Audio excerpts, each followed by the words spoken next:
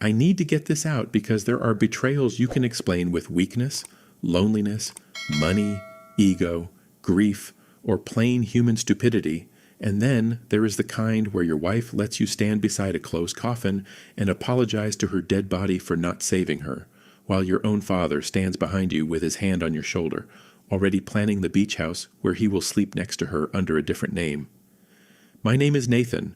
My wife was Elise. My father was Richard. And I say was because after what they did, those people stopped being family in any normal sense, because they became screenshots, invoices, motel receipts, fake tears, legal folders, court exhibits, and the reason I still feel my stomach tighten when someone says blood is thicker than water. I married Elise when I was 28, and for the first few years I believed I had done the rare adult thing correctly, because she was beautiful without looking polished, funny without trying too hard, and wounded in a way that made me feel trusted instead of used, while my father treated her like the daughter he never had. At least that was the story everyone accepted before the story started rotting from the inside. My mother died when I was 19, and after that my father turned grief into everyone else's unpaid job, because he never screamed, never threw anything, never admitted loneliness. But he walked through the house like a monument to pain and expected me to keep fresh flowers at the base of it. Elise noticed that wound before I did, and I hate how obvious it feels now, because she gave him attention that looked harmless at first, asking about old family recipes, sitting beside him during holidays, touching his arm when he talked about my mother, and acting like she respected him in a way nobody else did, while I sat there like an idiot, grateful that my wife and my father got along. By our 5th year, Elise had started disappearing into strange errands, sudden overnight visits to friends whose names changed depending on the month, long gym sessions that left no sweat on her clothes, and emotional storms where she accused me of not seeing her, not hearing her, not understanding what she sacrificed to be married to a man who worked too much and noticed too little. At the same time, my father became weirdly protective of her, not openly enough to make people uncomfortable, but in a quiet, poisonous way, telling me I sounded harsh when I asked normal questions, telling me marriage needed tenderness, and telling me my mother would have been disappointed by my suspicion, which was his favorite weapon because he knew I still carried her death like a brick under my ribs. The night Elise died, or the night I thought she died, started with rain, because apparently even real life gets lazy when it wants to ruin you, and she said she needed to drive to a nearby town to help a friend after an anxiety episode. Then my father called 2 hours later, saying he had also left because he was worried about her in that weather, and then everything became police lights, a wrecked guardrail, a burned car, and a body nobody would let me see.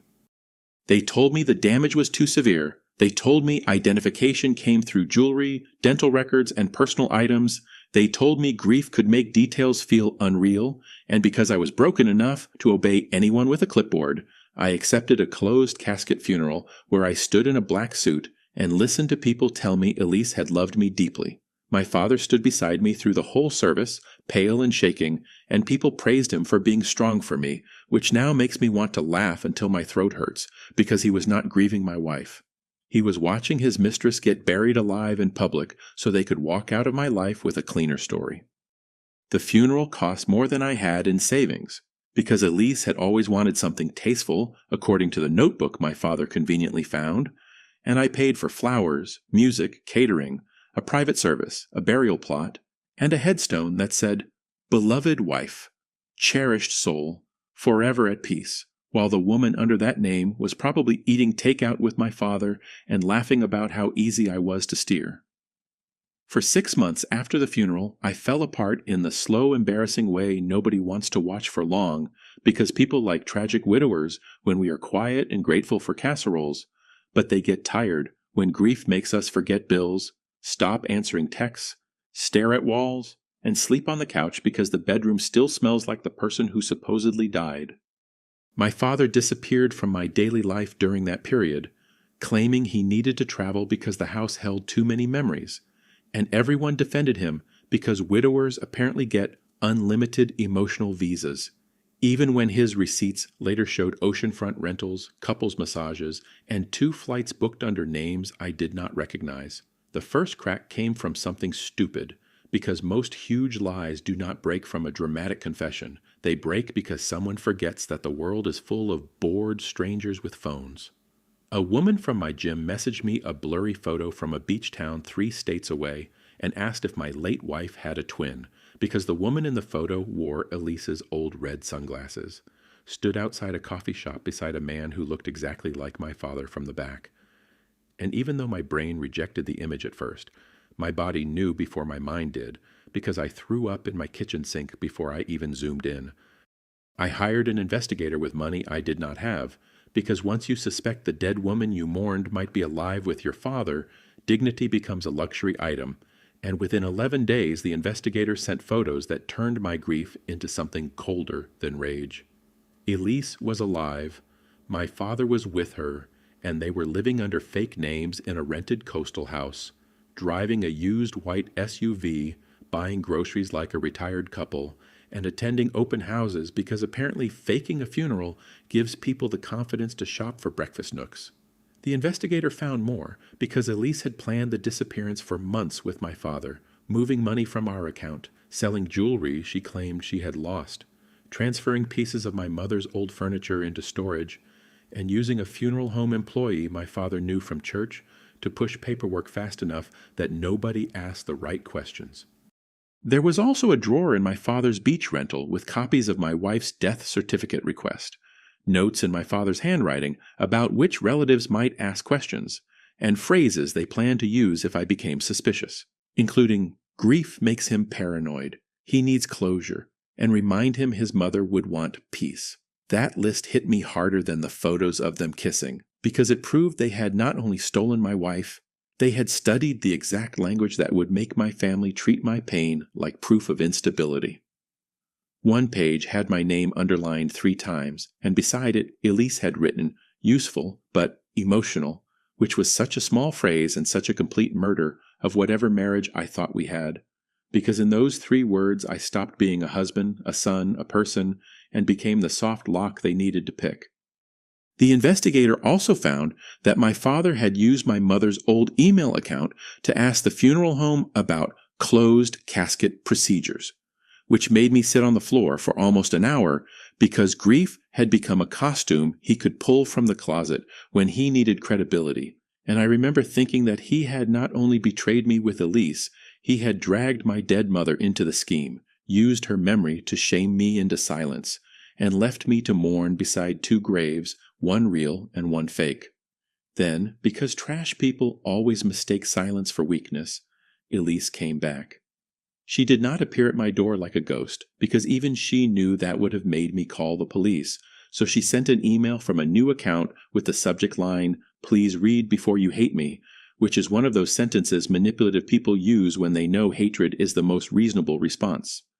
She said she was alive, obviously, and she said she had done what she did because our marriage had become a cage. My grief over my mother had made me unavailable, my father had been the only person who truly understood how lonely she felt, and the funeral had been a terrible but necessary escape from a life where she believed I would never let her go.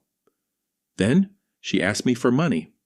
Not emergency money, not hush money, not travel money, although any of that would have been insane enough, but wedding money because she and my father wanted to have a small commitment ceremony in Mexico, and according to her, since I had received sympathy donations, tax help from relatives, and a partial refund after the funeral, it would be fair for me to contribute to the new beginning my bitterness had delayed.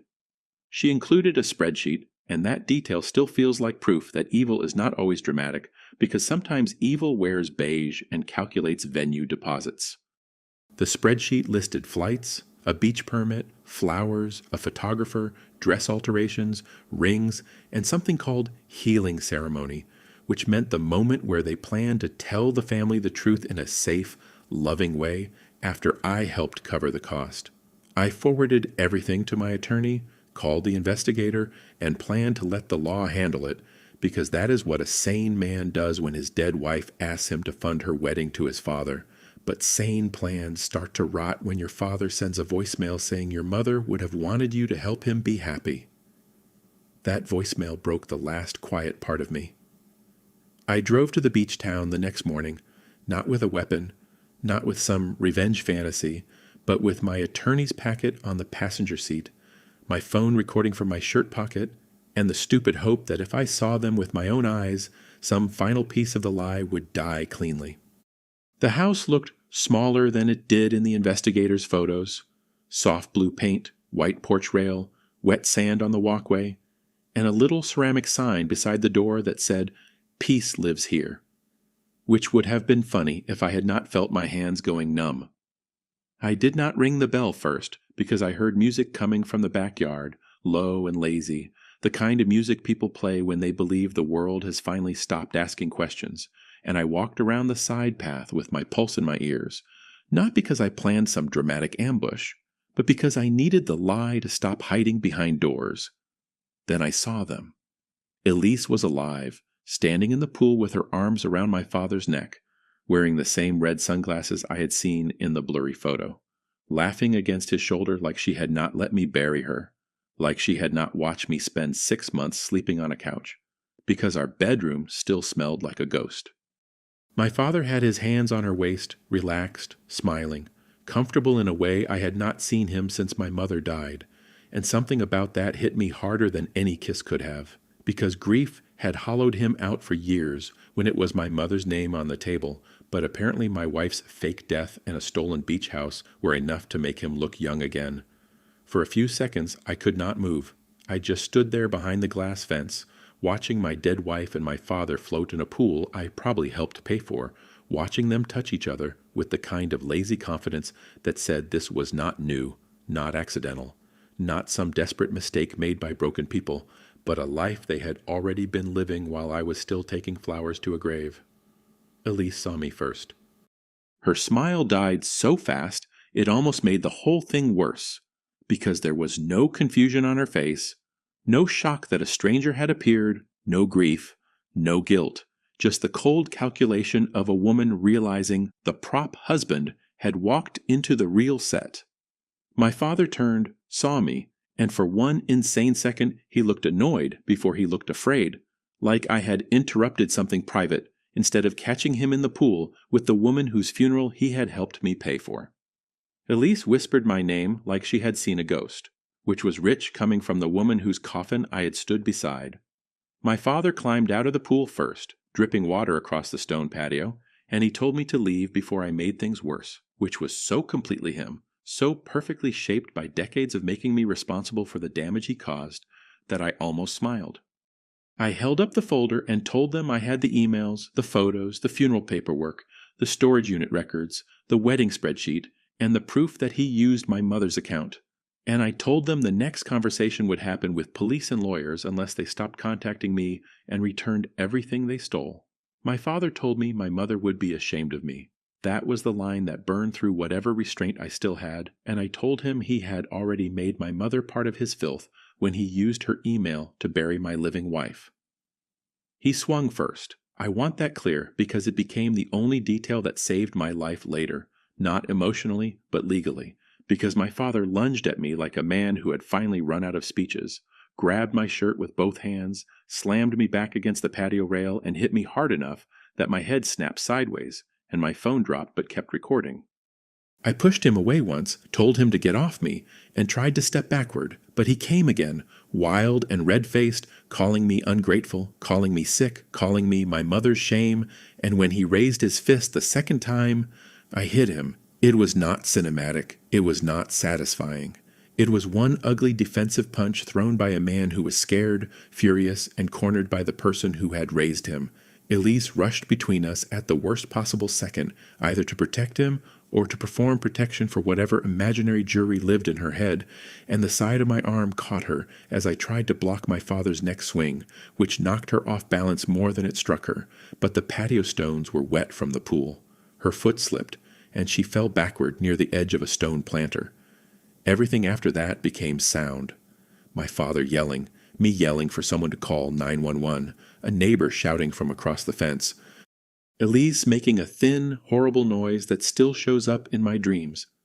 I did not run, did not hide, did not touch the phone except to tell the dispatcher where we were, and I knelt near her without moving her because even in that nightmare, some small practical part of me remembered what you are supposed to do when someone hits their head hard.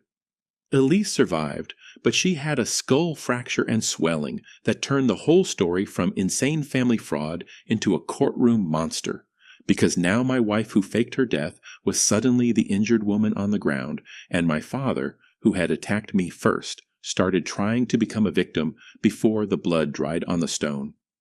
He told the police I had arrived violent, that I had threatened them, that Elise had stepped in to stop me, and that I had struck her out of rage while I sat in an interview room with a swollen cheek, a torn shirt, bruises on my collarbone, and a recording on my phone that caught enough of the attack to keep the world from tilting completely. The neighbor's doorbell camera caught the rest. That camera became the witness my family never was, because it showed my father grabbing me first, showed me trying to retreat, showed him coming at me again, showed Elise rushing into the middle, and showed the fall as a horrible accident inside a fight I did not start. I was charged anyway, because serious injury makes everyone cautious, and I spent months living inside the kind of fear that turns food into cardboard, sleep into negotiation, and every unknown phone call into a small execution. Elise recovered enough to testify, and she came into court with softer hair, pale makeup, and the fragile posture of a woman who wanted the room to forget she had faked a funeral, emptied accounts, stolen my mother's things, and asked me to pay for her wedding to my father. My father testified too, and he tried to sound broken, but prosecutors hate surprises, and my attorney had many, because every time Richard tried to paint me as unstable, my attorney introduced another document showing how he and Elise had planned to use that exact word before I ever found them. The courtroom heard about the fake death, the funeral invoice, the beach house, the storage unit, the wedding spreadsheet, my mother's email account, and the phrase useful but emotional, and by the time my attorney played the phone recording and the doorbell footage, the case stopped looking like a son attacking his father and his wife, and started looking like a man cornered by two frauds who panicked when proof arrived on their patio. I did not feel triumphant when the judge said the evidence supported self-defense. I felt hollow. The court cleared me because my father initiated the physical attack, because I tried to retreat, because the contact that led to Elise's fall happened during an active struggle, and because the video made it clear I did not chase, punish, or attack her after she went down. That legal sentence saved me, but it did not make the sound of her head hitting stone disappear. People online love clean revenge, but real revenge leaves stains on everyone nearby, even when you did not ask for them. After the trial, Elise faced her own cases. My father faced his. The funeral home employee folded first, bank accounts froze, the Mexico ceremony became a joke nobody dared say out loud, and the story spread through the family, the town, her old workplace, and every church lady with a phone until Elise became radioactive in the way only a person can become when even gossip feels too generous. My father lost the house slowly, which suited him, because men like him hate slow consequences more than loud ones. And my mother's china came back to me in 3 boxes, 1 plate cracked, which felt almost too symbolic, but I kept it anyway because broken things can still belong to the right person. The verdict did not make me popular again, because people who chose a lie rarely enjoy watching a judge dismantle it in public, and some relatives still tried to whisper that maybe I should not have gone there, maybe I should have let the lawyers handle it, maybe Elise would not have been hurt if I had stayed away, which was just another way of asking the person who found the crime to feel guilty for disturbing the criminals. My aunt shut most of that down by sending the court footage to anyone brave enough to blame me, and after that the family became quieter, not better, not healed, just quieter, because nothing teaches moral restraint faster than a camera proving your opinion came from cowardice instead of facts. Elise's injury became the thing people wanted to talk about because it was visible, documentable, and simple enough to point at, while the fake funeral, the stolen money, the stolen furniture, the emotional script, and the months I spent mourning a woman who was alive required people to admit they had been fooled. And I learned that some families prefer a bruise they can photograph over a betrayal they have to understand. That lesson stayed with me longer than the trial itself, Because truth can win in court and still lose at Sunday dinners where everyone wants peace without payment. People ask if I ever got closure, and I never know how to answer because closure sounds like a clean door with a working lock, while what I got was more like standing in a burned house with the deed finally back in my name. Elise emailed me one more time months later using another new account, and she wrote that she hoped one day I would understand that love makes people desperate. I almost replied, but then I realized she still thought love was the word for wanting something badly enough to destroy whoever stood nearby. So I printed the email, put it in the same folder as the funeral invoice, the wedding spreadsheet, the beach house photos, the court ruling, the doorbell stills, and the receipt for my mother's cracked plate. That folder sits in my desk now, not because I need to stare at it, but because some stories are so insane that you need proof for yourself on the quiet days when your brain tries to soften what happened. My wife faked her own funeral to run away with my father, then came back asking me to pay for her second wedding. And when I finally found them, she was wrapped around him in a pool I probably paid for. My father attacked me when the proof reached his face. Elise fell trying to protect him, and a judge had to explain to the world that defending yourself from your own family can still make you look like the villain if the liars bleed first. The worst part is not that they tried to destroy me. The worst part is that for one tiny, humiliating second before I became angry, the old version of me still wondered if refusing to pay made me cruel.